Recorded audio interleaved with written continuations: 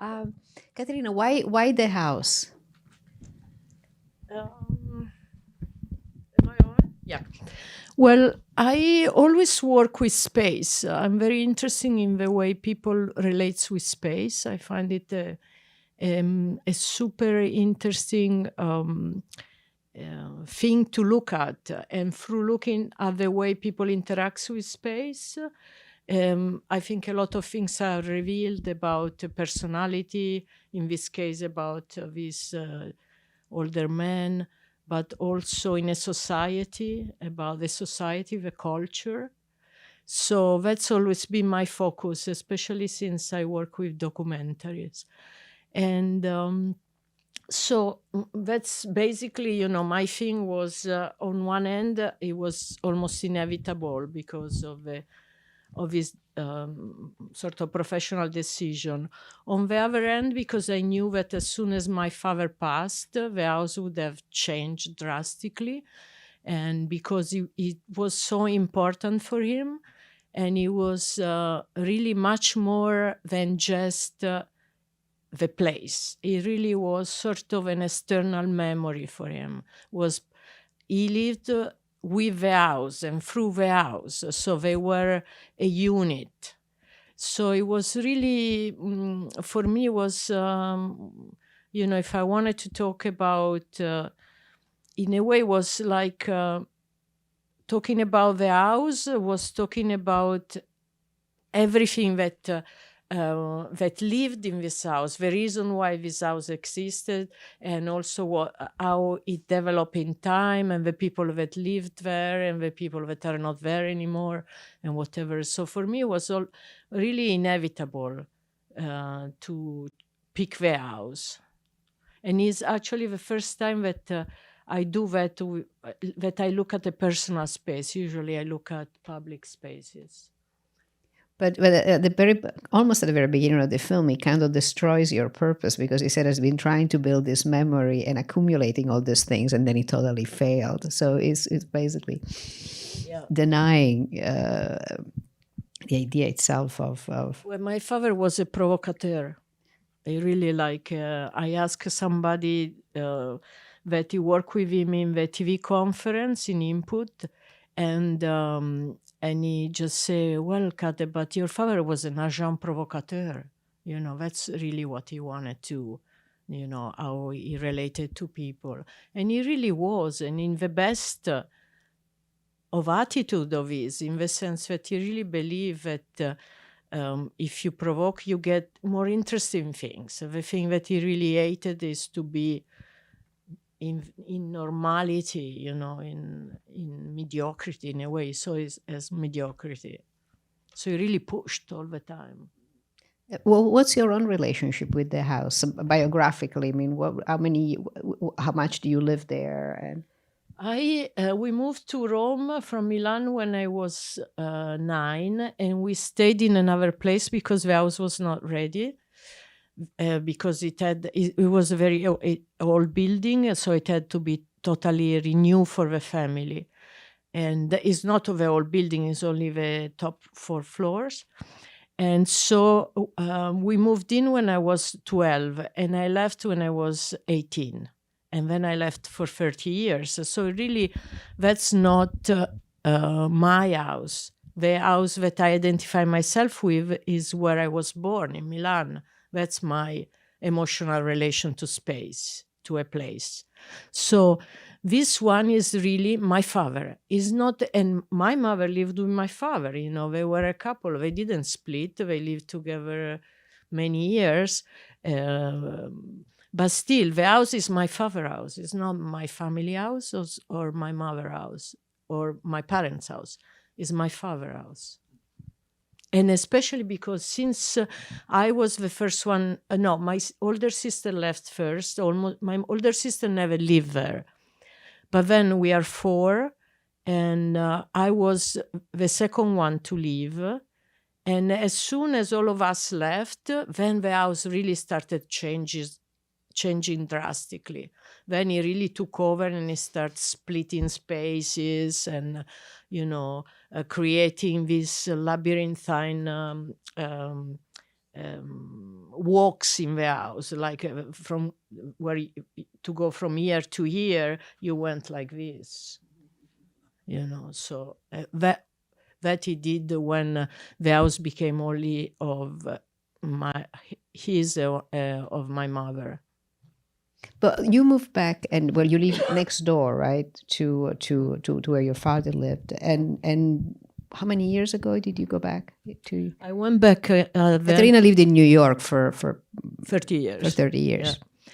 And then I went back Avendo 2008, and my apartment was just across the hallway from the lower level of the house.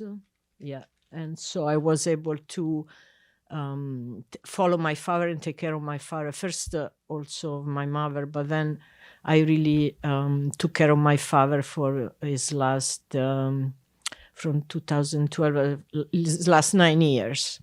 But the fact that I live not in the house, made that possible. The fact that I was independent in next door in my own space. And what was your raise your hand if you want to ask something? I can go on, but one more. Then, but how did exploring the space from a cinematic point of view help you understand better or not better your father? I mean, did you become more acquainted with the work? And I think that when you make a film, you always have two level reason of making it, and one is a very personal level, and another one is maybe more intellectual or whatever, and one is an emotional thing, and one.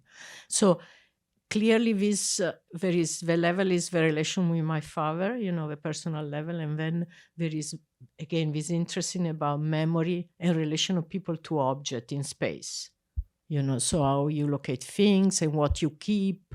Why you choose to keep something and not other stuff, and if that helps you, because when my father say it doesn't help me, I forgot everything, but on an emotional level, definitely making this movie was therapeutic for me, because my father had a huge personality, really was like a very big personality. So and he was very narcissistic, so when I went back, it was very hard for me to deal with him, very, very hard.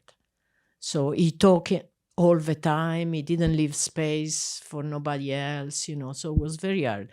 And this working with him on the film that I started, I proposed him to make the film when my mother passed, to distract him, and also because I was working full-time on a TV program and I started to hate it. I really was news. I don't like doing news. And it was really frustrating for me. And I wasn't able to make anything creative at the same time, because I work I work like 11 to 9 o'clock at night, and we had 6 shows a week. So it was really like news. And so I say, if I can do something, if I can go back to do a movie on my own, I have to do it home. There is no other way. I have to do it on weekends, cutting time and stuff.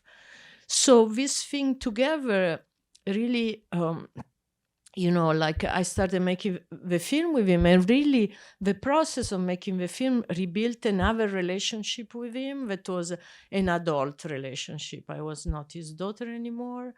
I was, I was more peer relationship also, because he really was impressed. I think he respected what I was doing.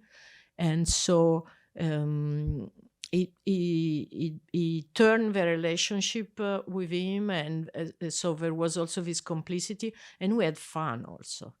I mean, I discovered a lot of stuff about him that I didn't know, because because him being so flamboyant, some stuff you didn't know if it really happened.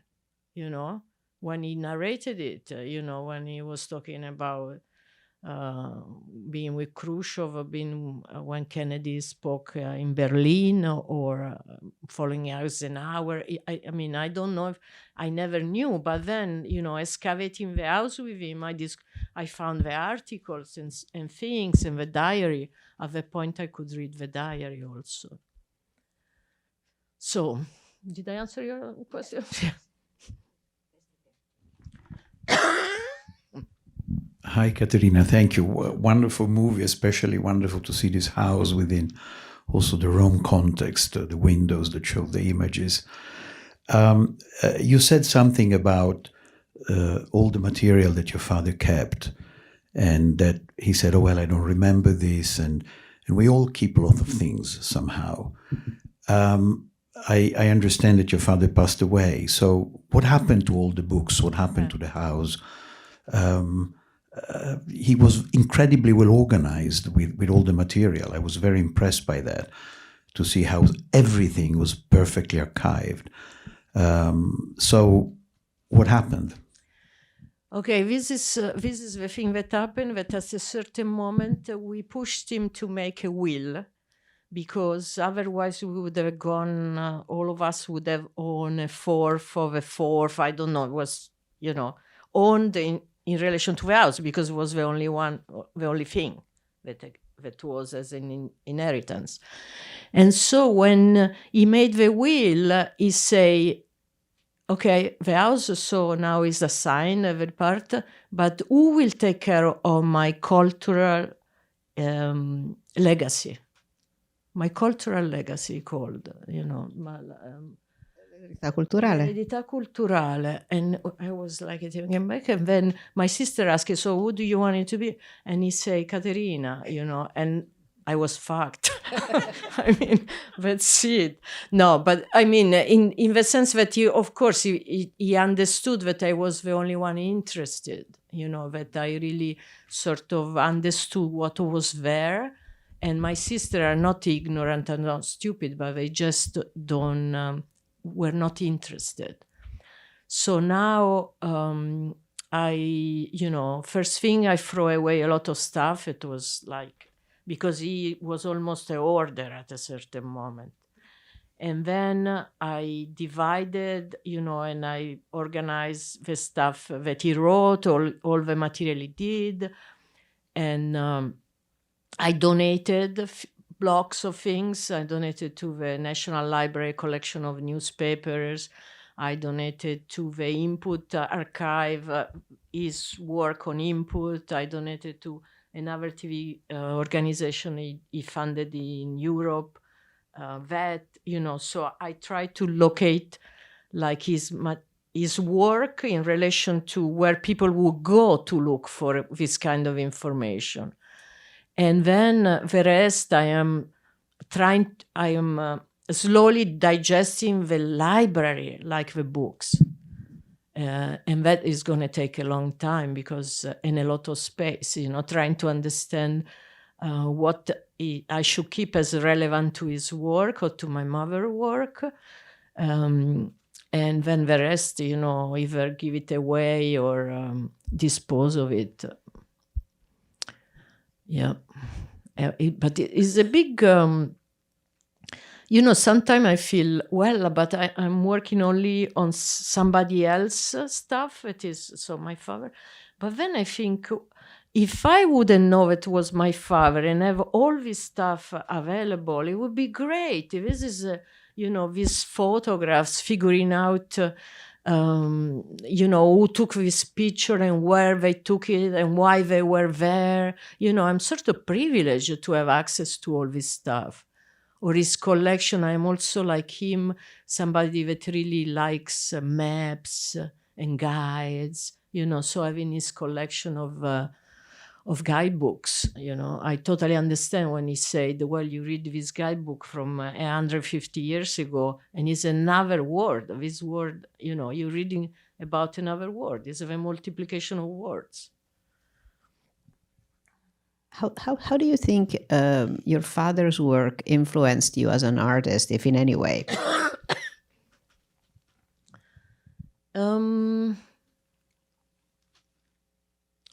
Well, there is a level of teaching, in the sense that he really taught me to have a critical thinking. So in that sense, it definitely influenced me in way of looking at things. And the other thing is like I always work with little gesture. I am really all for small things. I think that tweaking little things, it really can create a huge change, can create a sort of a ripple effects. And so in a way, similar to what he says when he talks about I thought that people that were not important always say something that was more realistic about understanding the context, you know. So it's sort of a similar thing, I think. And for example, also, I never been interested in being didactic. And so I tried with my film to offer elements to tell, you know, to show things, to show situation, to show how a person built a house, like in Yemen, for example, or how these other people talks about their memory in Asmara, you know. And then I don't want to be the one to tell you, well, I think that this is meaningful because of that. I'm more interested in the fact that I give you, audience, some elements, and then you put it together upon what you know or what you're interested in knowing. And maybe you realize, oh, I don't know, but I would like to know more, you know? And so you look for it yourself. You know? So in that sense, I think it's an evolution of the way he wrote. Yeah, it's kind of, as a journalist myself, it's kind of shocking to see what journalists were at that time and the role they play, and it's gone. I mean, it's just gone. It's really gone. That curiosity and that access and the fact to have someone there and not be in touch for so long. Yeah, and the fact that he had to read so much before, you know, like he had, and that information was so precious. So whenever he came back from the trip, he brought along the local newspaper, the brochure, the books he bought there, you know. So because information was like super precious, and it's so different. Our relation now to it is totally another story. Any other question? Okay. Well, then. Thank you for coming. Thank you, Giulia. Thank you, Caterina. Thank you for the film. Thank you.